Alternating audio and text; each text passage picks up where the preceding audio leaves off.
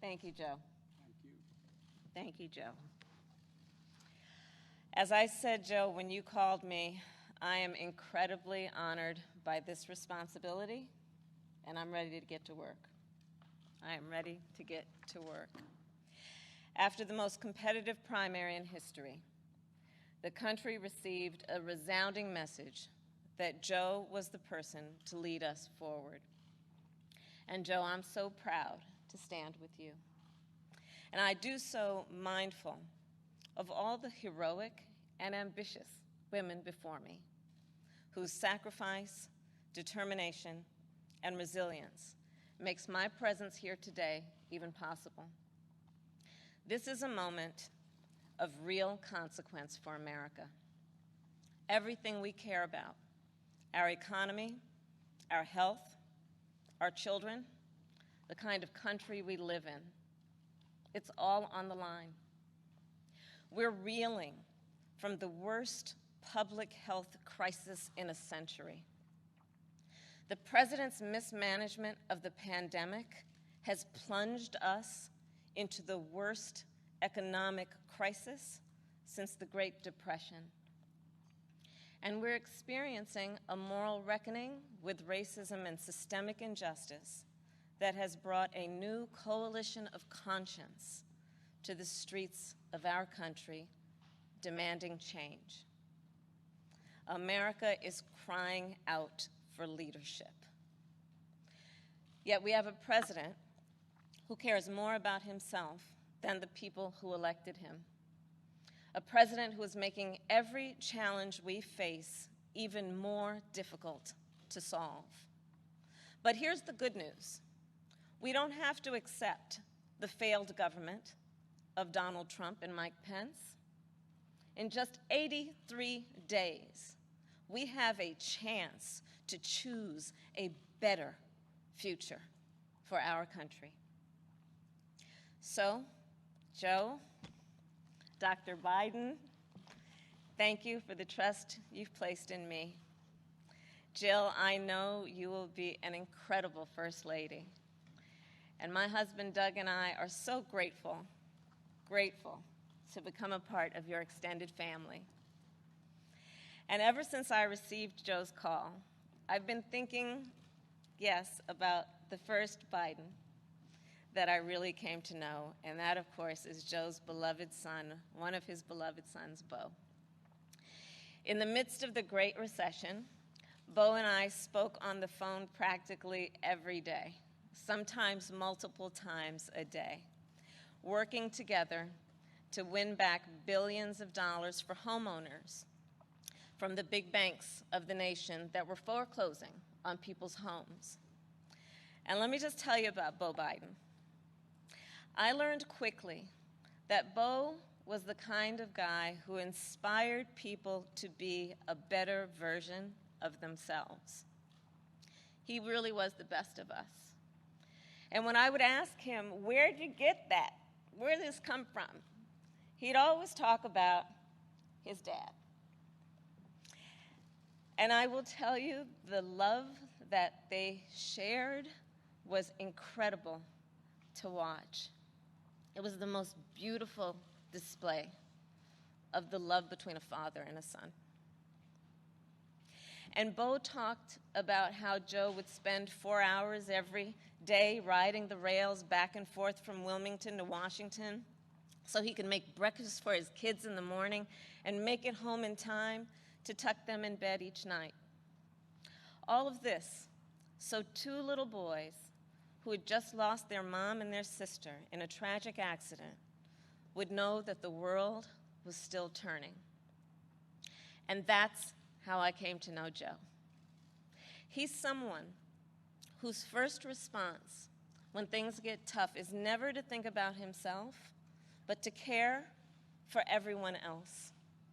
He's someone who never asks, why is this happening to me?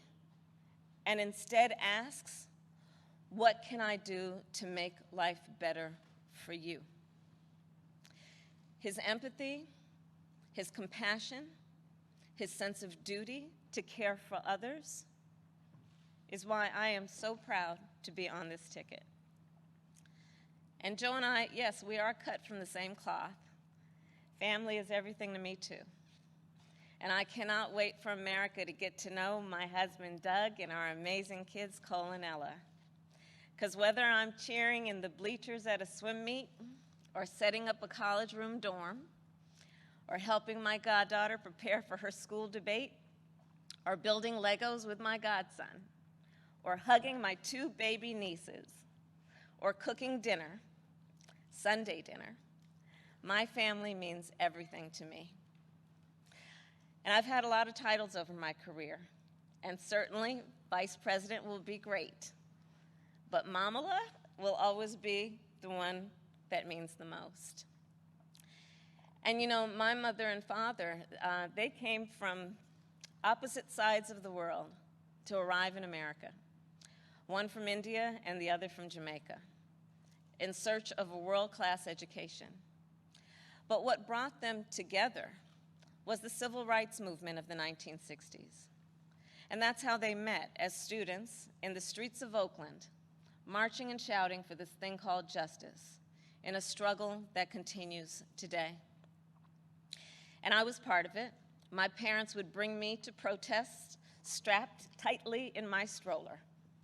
And my mother, Shamala, raised my sister Maya and me to believe that it was up to us and every generation of Americans to keep on marching. She'd tell us, don't sit around and complain about things, do something. So I did something. I devoted my life to making real the words carved in the United States Supreme Court, equal justice under law. And 30 years ago, I stood before a judge for the first time, breathed deep, and uttered the phrase that would truly guide my career and the rest of my career. Kamala Harris for the people. The people, that's who I represented as district attorney, fighting on behalf of victims who needed help. The people, that's who I fought for as California's Attorney General, when I took on transnational criminal organizations who traffic in guns and drugs and human beings. And it's the people who I have fought for as a United States Senator, where I've worked every day to hold Trump officials accountable to the American people. And the people are who Joe and I will fight for every day in the White House. And let me tell you, as somebody who has presented my fair share of arguments in court, the case against Donald Trump and Mike Pence is open and shut. Just look where they've gotten us. More than 16 million out of work. Millions of kids who cannot go back to school. A crisis of poverty, of homelessness, afflicting Black, brown, and indigenous people the most. A crisis of hunger, afflicting 1 in 5 mothers who have children that are hungry. And tragically, more than 165,000 lives that have been cut short. Many with loved ones who never got the chance to say goodbye. It didn't have to be this way. 6 years ago, in fact, we had a different health crisis. It was called Ebola. And we all remember that pandemic. But you know what happened then? Barack Obama and Joe Biden did their job. Only 2 people in the United States died. 2. That is what's called leadership. But compare that to the moment we find ourselves in now. When other countries are following the science, Trump pushed miracle cures he saw on Fox News. While other countries were flattening the curve, he said the virus would just, poof, go away. Quote, like a miracle.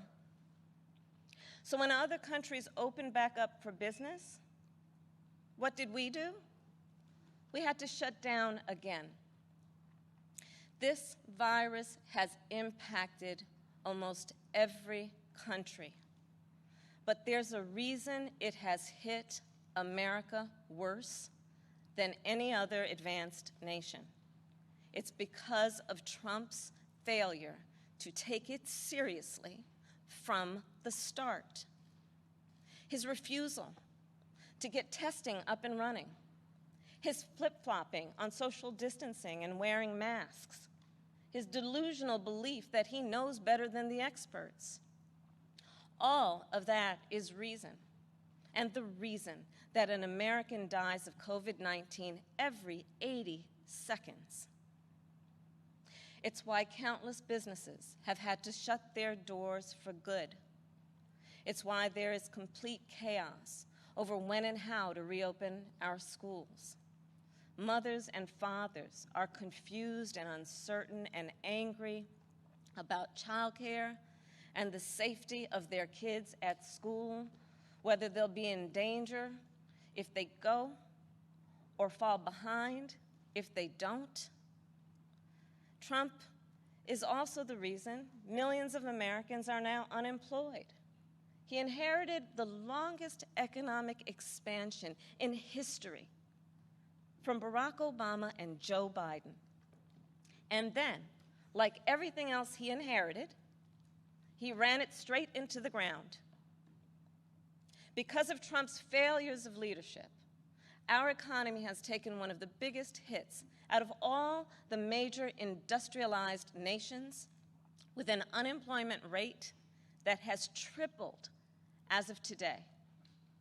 This is what happens when we elect a guy who just isn't up for the job. Our country ends up in tatters, and so does our reputation around the world. But let's be clear, this election isn't just about defeating Donald Trump or Mike Pence. It's about building this country back better. And that's exactly what Joe and I will do. We'll create millions of jobs and fight climate change through a clean energy revolution. Bring back critical supply chains so the future is made in America. Build on the Affordable Care Act so everyone has the peace of mind that comes with health insurance. And finally, offer caregivers the dignity, the respect, and the pay they deserve. We'll protect a woman's right to make her own decisions about her own body, root out systemic racism in our justice system, and pass a new Voting Rights Act, a John Lewis Voting Rights Act, that will ensure every voice is heard and every voice is counted. The civil rights struggle is nothing new to Joe. It's why he got into public service. It's why he helped reauthorize the Voting Rights Act and restore unemployment discrimination and employment discrimination laws. And today, he takes his place in the ongoing story of America's march toward equality and justice as the only who has served alongside the first black president and has chosen the first black woman as his running mate. But as Joe always points out, this election is about more than politics. It's about who we are as a country. And I'll admit, over the past 4 years, there have been moments when I have truly worried about our future. But whenever I think that there is a reason for doubt, whenever I've had my own doubts, I think of you, the American people, the doctors and nurses and frontline workers who are risking your lives to save others, the truck drivers and the workers in grocery stores, in factories, in farms, working there, putting your own safety on the line to help us get through this pandemic, the women and students taking to the streets in unprecedented numbers, the dreamers and immigrants who know that families belong together, the LGBTQ Americans who know that love is love, people of every age and color and creed who are finally declaring in one voice that yes, Black Lives Matter. All across this country, a whole new generation of children is growing up hearing the cries for justice and the chants of hope on which I was raised, some strapped into strollers of their own. And trust me, it's a song you'll never forget. So to everyone keeping up the fight, you are doing something. You are doing something great. You are the heroes of our time.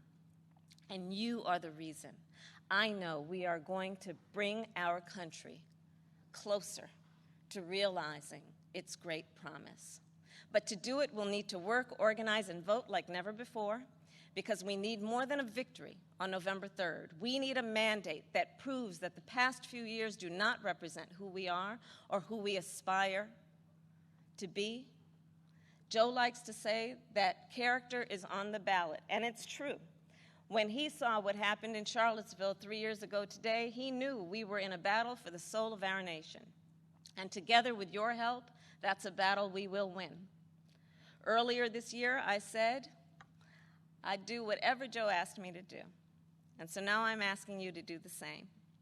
So visit joebiden.com to get involved in this campaign and vote, because electing Joe Biden is just the start of the work ahead of us.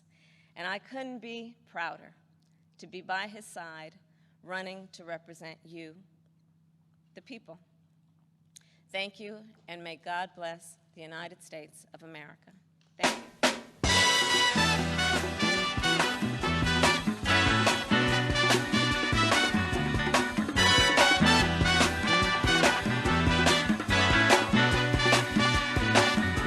Hush now, child, and don't cry. Your folks might understand.